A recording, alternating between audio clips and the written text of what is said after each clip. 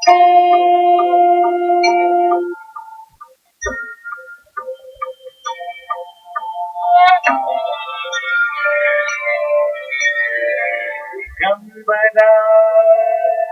दिगंबरा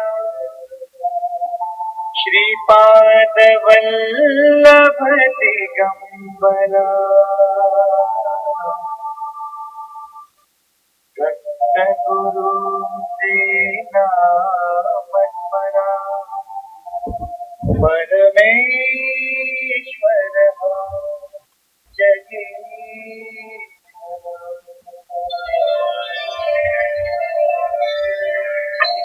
दिगंबरा दिगंबरा श्रीपाद वल्लभ दिगंबरा सद्गुरु देना मत्परा परमेश्वर जगीरा दिगंबरा दिगंबरा श्रीपाद वल्लभ दिगंबरा सद्गुरु देना मत्परा परमेश्वर जगीरा दिगंबरा दिगंबरा श्रीपाद वल्लभ दिगंबरा सद्गुरु देना मत्परा परमेश्वर दिगंबरा दिगंबरा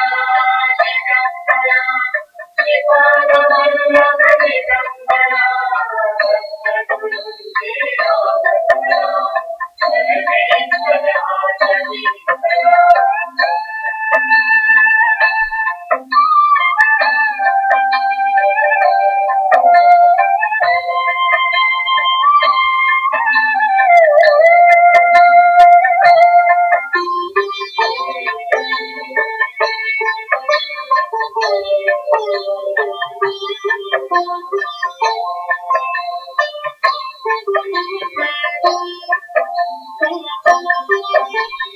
दिगंबरा दिगंबरा श्रीपाद वल्लभ दिगंबरा सद्गुरु देना मत्परा परमेश्वर जगीरा दिगंबरा दिगंबरा श्रीपाद वल्लभ दिगंबरा सद्गुरु देना मत्परा परमेश्वर दिगंबरा। श्री गुरुचरित्र अवतरणिका गद्यान्वयन परमपूज्य श्री रामकृष्ण क्षीरसागर महाराज यांनी श्री गुरुचरित्र अवतरणिकेच्या प्रस्तावनेत म्हटले आहे. श्री गुरुचरित्र अवतरणिका वाचताना स्त्री पुरुषाचा भेद असू नये किंवा कुठल्याही वर्णाचा भेद असू नये असाच त्याचा अर्थ आहे. गुरुचरित्राचे 51 अध्याय पूर्ण झाल्यानंतर एका शुद्ध पुरुषाने ही अवतरणिका लिहिली आहे. या अवतरणिकेचे पठण केले असता गुरुचरित्र वाचल्याचे फळ मिळते. अनेक भाविक भक्तांना मूळ गुरुचरित्राचे पारायण करणे आपल्या अतिव्यस्त जीवनशैलीमुळे कठीण असते, परंतु मनात इच्छा मात्र असते. अशा भाविकांसाठी या अवतरणिकेचा सुगम अनुवाद करून तो ध्वनिमुद्रित करण्याचा हा प्रयत्न परमपूज्य गुरुदेवांच्या प्रेरणेने केला आहे. श्री गणेशाय नमः, श्री सरस्वती नमः, श्री गुरु दत्तात्रेय नमः. गुरुर्ब्रह्मा गुरुर्विष्णू गुरुर्देवो महेश्वरा गुरुरेव परब्रह्म तस्मै श्री गुरवे नमः. श्री गुरुचरित्राचे 51 अध्यायांचे श्रवण करून नामधारकाचे मन ब्रह्मानंदी निमग्न झाले. गुरुचरित्र रूप अमृताचे सेवन करून नामधारक तटस्थ झाला. त्याचे अंग धर्मपुलकांकित होऊन अंगी रोमांच दाटले, कंठ सद्गदित झाला, गात्रे सकंपित झाली, नेत्रातून प्रेमाश्रू वाहू लागले. त्याला समाधी सुखाची अनुभूती होऊन तो काहीच बोलेना, देहाची थोडी सुद्धा हालचाल होईना. त्याचे सात्विक अष्टभाव जागृत झाले. आपल्या शिष्याची अशी आनंदमय अवस्था पाहून सिद्धमुनींना आनंद झाला. ते म्हणाले, याला समाधी लागली आहे, लोकोपकारासाठी सावध करायला हवी. असे म्हणून सिद्धमुनींनी नामधारकाला अतिप्रेमाने कुरवाळले आणि म्हणाले, अरे बाळा शिष्योत्तमा, भानावर ये, भानावर ये. तू या भवसागरातून तरुण गेला, परंतु असा समाधिस्थ जर राहशील तर तुझे ज्ञान केवळ तुझ्या पुरतेच राहील. लोकांच्या या संसार सागरातून उद्धार कसा बरे होईल? या कारणाने अंतःकरणात गुरुचरणाबद्दल दृढता असावी, परंतु देहाची सर्व कर्मे मात्र शास्त्रानुसार करावी. तू विचारल्यामुळे गुरुचरित्ररूपी तापत्रयाचा नाश करणारी अशी अनुपम्य अमृतवाणी आमच्या मुखातून प्रकटली. तुझ्यामुळे आम्हाला गुरुचरित्र आठवले आणि तू सुद्धा ते एकाग्र चित्ताने ऐकले. आता याचाच जनता जनार्दनात प्रचार आणि प्रसार कर. सिद्ध मुनींचे हे वक्तव्य ऐकल्यावर नामधारकाने आपले नेत्र उघडले आणि दोन्ही कर जोडून उभा राहिला आणि अत्यंत नम्रभावाने म्हणाला, हे गुरुदेवा, आपणच कृपेचे सागर असून या विश्वाचे आधार आहात. आपणच भक्तांना हा भवसागर पार करण्यास मदत करणारे आहात. अशा प्रकारे विनवणी करून नामधारक सिद्ध मुनींच्या चरणी नतमस्तक झाला आणि म्हणाला, गुरुदेवा, गुरुचरित्र रूपी परम अमृतामध्ये भक्तजनांची मनोवृत्ती बुडी देऊन फिरवली आहे, परंतु मी अजूनही अतृप्त आहे. हीच कथा पुन्हा एकदा सुचवून अक्षयामृत पाजून मला आनंदाच्या सागरीत ठेवा. ज्याप्रमाणे वैद्य अनेक औषधींचे सार काढून त्रैलोक्य चिंतामणीचा संग्रह करतात, तसेच या गुरुचरित्राचे सार मला सांगा. शिष्याची ही विनंती ऐकून सिद्ध मुनींना आनंद झाला. ते म्हणाले, बाळा, तुझी अशीच प्रीती गुरुचरित्राप्रती सदैव राहो. ते पुढे म्हणाले, आता मी तुला गुरुचरित्राची अवतरणिका सांगतो. प्रथम अध्यायापासून ते 51 अध्यायांचा सारांश सांगतो. प्रथम अध्यायात मंगलाचरण आहे. त्यात मुख्य देवतांचे स्मरण केले आहे. यात श्री गुरुमूर्तींचे दोन प्रत्यक्ष दर्शनच भक्तांना घडते. दुसऱ्या अध्यायात ब्रह्माच्या उत्पत्तीचे विवरण असून 4 युगांच्या भावांचे कथन केले आहे. तसेच दीपक शिष्याने आपल्या गुरुदेवांची सेवा किती तत्परतेने केली होती त्याचे वर्णन आहे. तिसऱ्या अध्यायात श्री गुरुदेव नामधारकाला भीमा अमरजा संगमाच्या स्थानी असलेल्या आपल्या धामास घेऊन जाऊन तेथे त्यांनी राजा अंबरीश आणि दुर्वास ऋषी यांच्यात घडलेल्या प्रसंगाचे सविस्तर वर्णन करून सांगितलेले आहे. चौथ्या अध्यायात ब्रह्मा, विष्णू, महेश या त्रैमूर्ती अनुसयेच्या आश्रमात तिचे तत्वहरण करण्यासाठी येतात आणि तिचीच पाणी बाळे होऊन आनंदाने स्तनपान करू लागतात. याचे रसाळ विवरण आले आहे. 5व्या अध्यायात श्री दत्तात्रयांच्या पिठापुरी घेतलेल्या श्रीपाद श्री वल्लभ या अवताराचे वर्णन आहे. त्यांनी येथे अनेक दिव्य लीला केल्यानंतर वयाच्या 16व्या वर्षी तीर्थयात्रेस ते निघाले. 6व्या अध्यायात लंकाधीश रावण महादेवांचे आत्मलिंग घेऊन जात असताना विघ्नेश्वर गजाननाने बटूच्या रूपात येऊन ते आत्मलिंग आपल्या हाती धरून ठेवले होते, परंतु त्याच्या हाताला कळ लागताच त्याने ते जमिनीवर ठेवले आणि ते तेथेच स्थापित झाले. हे स्थान गोकर्ण महाबळेश्वर नावाने प्रसिद्ध झाले आहे. याचे महात्म्य गौतम ऋषींनी राजास सांगितले होते. महाशिवरात्रीच्या दिवशी या क्षेत्राच्या दर्शनाने एका चांडाळणीचा उद्धार झाला होता.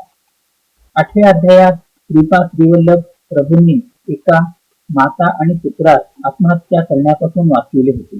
त्यांनी त्या पुत्रास ज्ञानवंत करून मातेस शनिप्रदोष व्रत करण्यास सांगितले. 9व्या अध्यायात गुरुदेवांनी आपल्या एका रजकात पुढील ज्यांनी राजा होशील असा आवर्जून म्हटले होते, त्यावेळी मी नरसिंह सरस्वती अवतारात असून तुला दर्शन देऊन तुझा उद्धार करेन.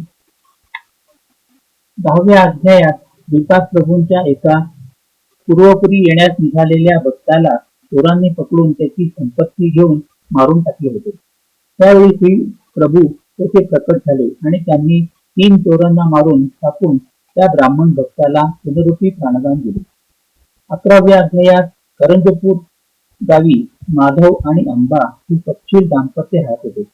अंबेच्या पोटी नरसिंह सरस्वती स्वामी जन्मले. याची सुरस कथा या अध्यायात आहे.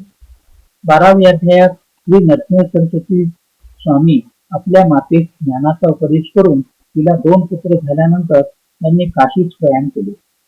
काशीत गेल्यावर तेथे त्यांनी संन्यास दीक्षा ग्रहण करून उत्तर भारताची यात्रा केली असे कथन आहे या अध्यायात. 13व्या अध्यायात गुरुदेव करंजपुरी आले आणि माता पित्यास भेटून त्यांना आनंदित केले. तसेच कुक्षी व्यथेने पीडित असलेल्या एका मित्राची त्याच्यावर कृपा करून त्या व्यथेपासून मुक्तता केली.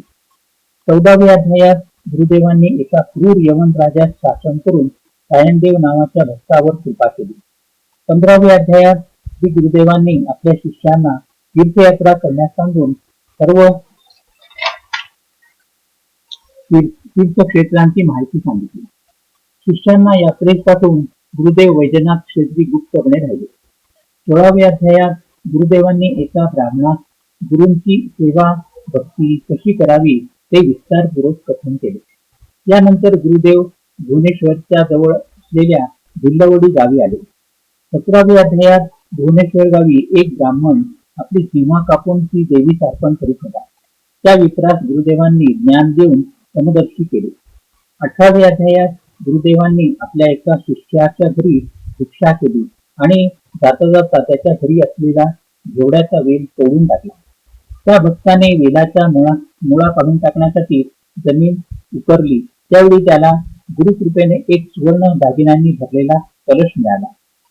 19व्या अध्यायात गुरुदेव आपल्या शिष्यांना औदुंबराच्या वृक्षाचे महात्म्य सांगतात आणि योगिनींना वरदान देऊन गाणगापुरी त्यांनी प्रयाण केले.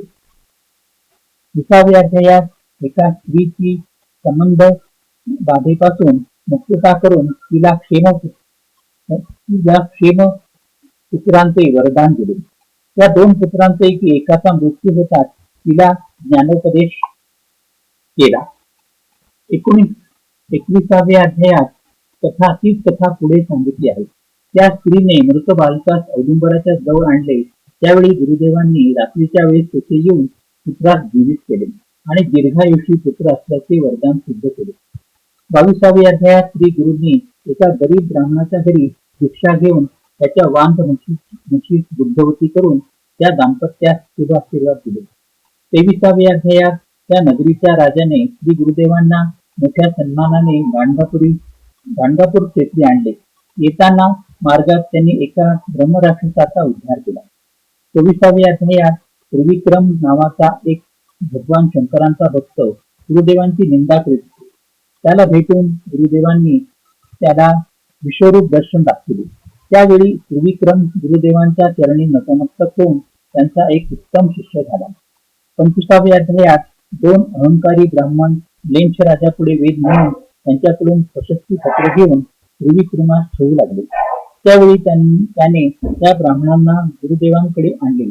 26व्या अध्यायात ते गुरुदेवांनी वेदरचनेबद्दल सांगून त्याबद्दल वाद करायचा नसतो असे परोपरीने समजावून सांगितले. परंतु ते उन्मत्त ब्राह्मण गुरुदेवांचे म्हणणे मान्य करीना. 27व्या अध्यायात गुरुदेवांनी एका पतितास बोलावून त्याला त्या ब्राह्मणांबरोबर वाद करण्यास सांगितले. त्याला पाहताच त्या ब्राह्मणांची मती कुंठित झाली. यावेळी गुरुदेवांनी त्या उन्मत्त ब्राह्मणांना ब्रह्मराक्षसवाचा शाप दिला. 28व्या अध्यायात गुरुदेवांनी त्या पतितास धर्माधर्म सांगून पुनरुपी त्याची पूर्वावस्था प्रदान करून त्याला घरी पाठवून दिले. 29व्या अध्यायात गुरुदेवांनी त्रिविक्रमास भस्म प्रभावाचे विवरण करून वामदेवांनी भस्माच्या प्रभावाने राक्षसाचा उद्धार कसा केला ती कथा सांगितली. 30व्या अध्यायात एका विप्रस्त्रीचा पती मरण पावला असताना तिने खूप शोक केला. तिला श्री गुरुदेवांनी उपदेश करून सांत्वन करण्याचा प्रयत्न केला. 31व्या अध्यायात तीच कथा पुढे चालू ठेवून गुरुदेवांनी त्या विप्र पत्नीस पतिव्रतेचे धर्म सांगितले. त्यात सहगमन प्रकार सांगितला.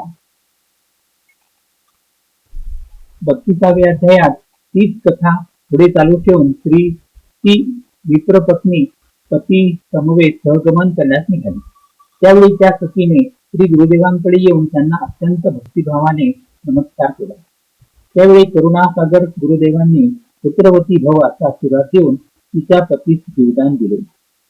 33व्या अध्यायात पराशर मुनींनी काश्मीरच्या राजास सांगितलेले रुद्राक्ष धरणाचे महात्म्य तसेच कुक्कट मरकट याची कथा आणि वैश्य आणि वेश्येचा कथा प्रसंग गुरुदेवांनी आपल्या शिष्यांना सांगितले.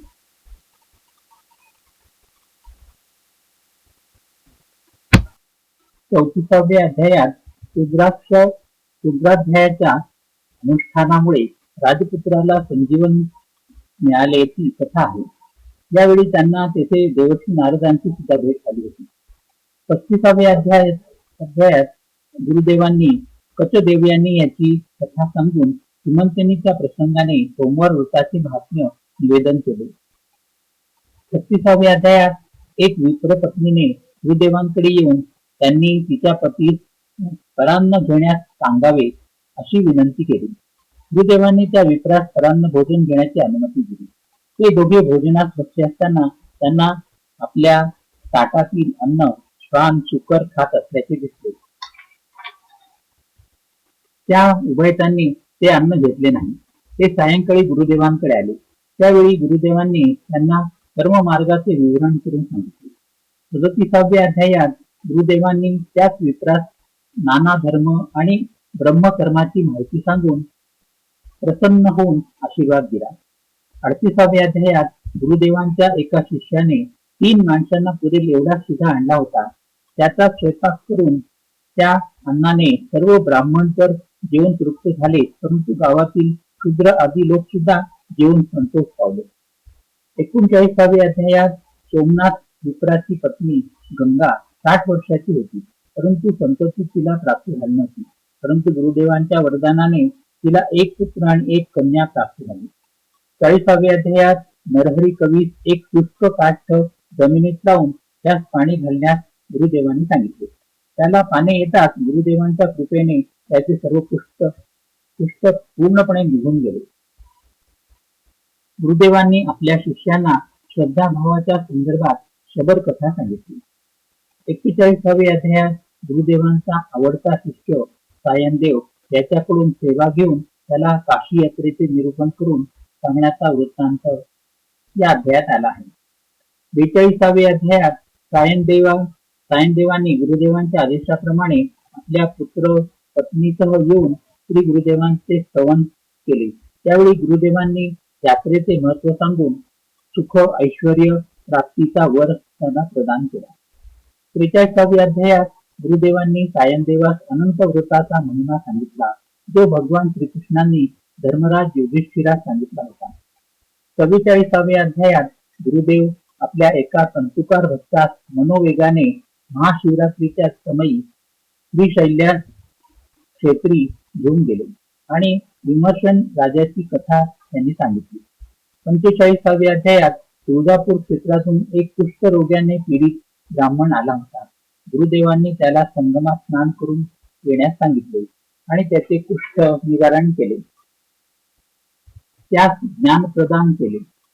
46व्या अध्यायात कल्लेश्वर हिप्परगे गावात श्री गुरु नरहरी नावाच्या कवीस भेटले. त्याच्या मनातील संशय दूर करून त्याला आपला शिष्य केले. 47व्या अध्यायात गुरुदेवांना 7 शिष्यांनी दिवाळीच्या मंगल सणानिमित्त आपापल्या घरी अत्यंत आग्रहाने बोलावले. गुरुदेवांनी 7 रुपये घेऊन प्रत्येक शिष्याच्या घरी सण साजरा केला आणि गाणगापुरातील मठात सुद्धा स्वतः राहिले. 48व्या अध्यायात श्री गुरुदेवांच्या एका श्रद्धावान शेतकऱ्याने त्यांच्या सांगण्याप्रमाणे आपले अर्धवट वाढलेले गोंधळाचे पीक कापून टाकले, परंतु ते श्री गुरु कृपेने थोडक्याच दिवसात त्याने लावलेले दुसरे पीक अनेक पटीने अधिक आले. त्यामुळे तो शेतकरी अत्यंत आनंदित झाला. 49व्या अध्यायात श्री गुरुदेवांनी शिष्यांना अमर्जा संगम महात्म्य सांगून अनेक तीर्थांचे महात्म्य कथन केले. तसेच त्यांची भगिनी रत्नाबाईचे कुष्ठ सुद्धा निवारण केले. 50व्या अध्यायात लेंछ राजाच्या स्फोटकाचे निवारण केले. त्याचा भक्तिभाव पाहून त्याच्या राजधानीत जाऊन त्याने केलेल्या आदर सत्काराचा स्वीकार केला. नंतर श्रीशैल्यास भेटू असे सांगून गाणगापुरी परतले. 51व्या अध्यायात श्री गुरूंनी लोकांची पापप्रवृत्ती पाहून बुद्ध रूपात राहण्याचा निश्चय केला. त्यांनी शिष्यांना आपला निर्धार सांगून श्रीशैल्य पर्वतावर श्री मल्लिकार्जुन यात्रेस जाणार असल्याचे सांगितले. गुरुदेवांचा हा निश्चय ऐकून शिष्यगणांना भक्तांना अतिशय दुःख झाले. ते दुःखाने गुरुचरणांवर त्यांनी लोळण घेतली. हे दैवी रूप आता पुन्हा आपणास पाहावयास मिळणार नाही या विचाराने भक्तांच्या नेत्रातील आसवे थांबत नव्हती. हे पाहून गुरुदेवांनी प्रेमाने आपल्या वरद हस्तांनी शिष्यांना फिरवाळले आणि म्हणाले, मठात राहून माझ्या भजन पूजनात आसक्त राहा. असा बोध करून गुरुदेव श्रीशैल्यावरील कृष्णा नदी ओलांडून कर्दळी वनात गेले. मावाड्यांनी गुरुदेव पैलतीरी पोहोचल्याचे सांगितले. कर्दळी वनात ते निजानंदात निमग्न झाले. सिद्धमुनी नामधारकास पुढे म्हणाले, असे हे गुरुचरित्र अपार आहे. ते अनंत कथांनी भरलेले आहे. त्यातील केवळ 51 अध्यायांचा सारांश तुला सांगणारी ही गुरुचरित्राची अवतरणिका मी तुला सांगितली. श्री नरसिंह सरस्वती स्वामी महाराज गेले असे लोकांना वाटते, परंतु ते गुप्त रूपाने गाणगापुरात निवास करतात. कलियुगात अधर्म वाढल्यामुळे श्री गुरुदेव गुप्त झाले, परंतु श्रद्धावान भक्तांना ते अजूनही पूर्वीसारखेच दर्शन देतात. ही अवतरणिकेची माला जो अत्यंत श्रद्धेने जपतो त्याला गुरुदेव भेटतात. जसा आपला भाव असेल तशी आपली कार्य संपन्न होतात. सिद्धमुनी नामधारकाला पुढे म्हणाले, बाळा, तू उत्तम शिष्य आहेस. तू अवतरणिकेचा प्रश्न केला, त्यामुळे मी या गुरुचरित्राच्या इतिहासाचे सारांश रूपाने कथन केले. पूर्वी गुरुचरित्राचे पठण केले अथवा श्रवण केले असल्यास त्यांना कथा तत्काळ ध्यानी यायची. इतरांना गुरुचरित्र श्रवणाची पठणाची इच्छा होईल. अशा या अवतरणिकेचे सतत वाचन करीत गेल्यास कथेचे स्मरण होईल. सिद्धमुनींचे हे वक्तव्य ऐकल्यानंतर नामधारक त्यांच्या चरणी नतमस्तक होऊन अत्यंत नम्र भावाने हात जोडून म्हणाला, हे गुरुदेवा, श्री गुरुचरित्राच्या सप्ताहभराच्या पारायणात प्रतिदिनी किती अध्याय वाचावेत ते मला कृपा करून सांगा. सिद्धमुनी म्हणाले, नामधारका, तू हा फार चांगला प्रश्न मला विचारला. या प्रश्नाने सर्व लोकांवर उपकारच होतील. अंतःकरण पवित्र असताना सर्व काळ श्री गुरुचरित्र वाचावे. याने इह परपर सौख्याचा लाभ होतो. दुसरा प्रकार सप्ताह वाचनाची पद्धत अशी आहे. शास्त्ररीतीने चतुर्विध होऊन सप्ताह केला असता अधिक पुण्याची प्राप्ती होते. दिनशुद्धी पाहून आवश्यक स्नान संध्या करून ग्रंथ वाचनाचे स्थान रंगवून फुलांनी शोभायमान करावे. देशकालाचा संकल्प करून ग्रंथरूपी श्री गुरुदेवांचे पूजन करावे. ब्राह्मण पूजन करावे. प्रथम दिवसापासून बसावयास एक निश्चित स्थान असावे. आतत्वार्थ भाषणाच्या संबंधी मौन धरावे. कामादी नियमांचे पालन करावे. दीपांनी ते स्थान शोभायमान करावे. देव, ब्राह्मण आणि वडील मंडळींना नमस्कार करून पूर्व दिशेस मुख करून ग्रंथ वाचनास प्रारंभ करावा.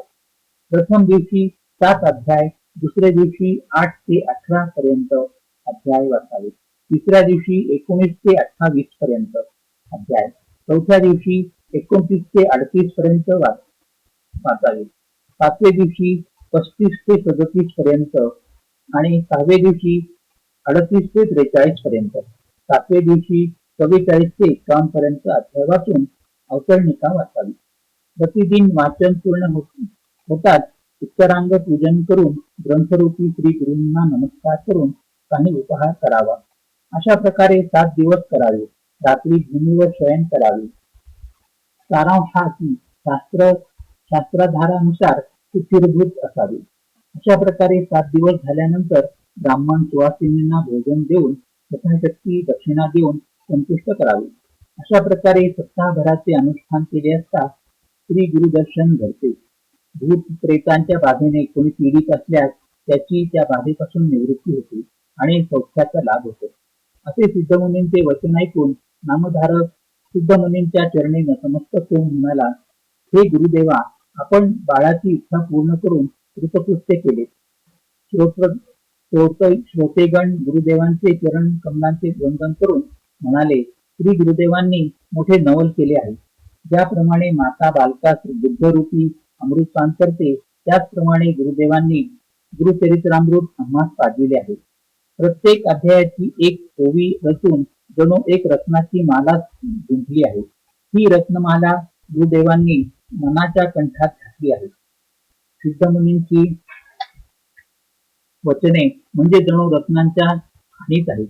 त्यातून नामधारकाने 51 रत्ने रांजणात भरून आणली आणि भक्तांना याचकांना आनंदित केले.